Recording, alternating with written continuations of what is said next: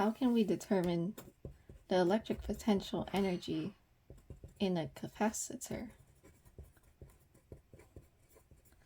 So a capacitor is two plates of metals. One is negatively charged, the other is positively charged. And capacitors store electric potential energy. Say we have some charges at infinity and we want to move them to the plates.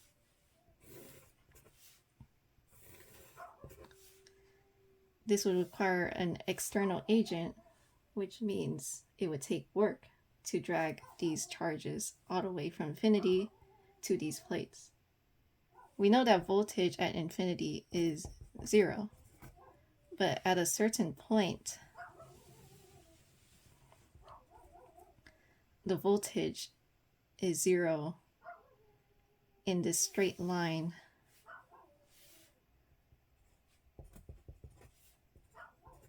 The reason why the voltage is 0 in this line is because when we do the change in voltage is equal to the change in electric potential energy over test charge Q. And we know that the initial voltage at infinity is 0.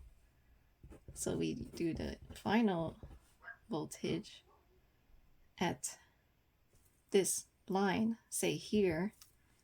We realize that the distance in between the negative plate and the positive plate from this line is the same.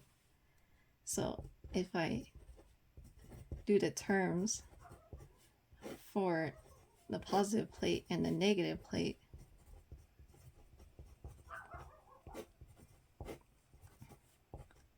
one will have the same polarity and one will have the opposite polarity since they're opposite charges. And we cancel out the test charge Q, and I already said that D is the same. We have two like terms that are opposite in signs. We add them together and they equal 0. Now, we know that voltage is equal to 0 at any point on this line, but what about the plates? The plates, the voltage is equal to plus or minus half charge over capacitance. The reason why it's half is because one plate is half the capacitor, and to determine the plus or minus, the negatively charged plate will have a negative voltage and the positively charged plate will have a positive voltage. And if you're wondering how I got Q over C, it is the definition of a capacitor, which is charge Q over the change in voltage. Now, let's look at the charges here. The more charges we add to the capacitors, which have charges already present, the more difficult it becomes to crowd these charges, which means it takes work. It takes positive work. So for example, I have like the negatively charged plate, and the voltage of the negatively charged plate could be at 0 in the beginning, but as you add more and more, it varies to the voltage we wrote up here. And QF is the total charge. So this variance is because when you add more, the voltage keeps changing. So how do we deal with it? To find work, or how can we find work with this variance? You take the average of it.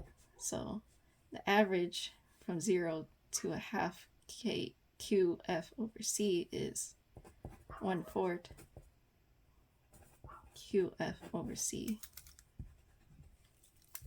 Now we could find a work which is equal to the change in the average voltage multiplied by the total charge, and we get 1/4 QF squared over capacitance.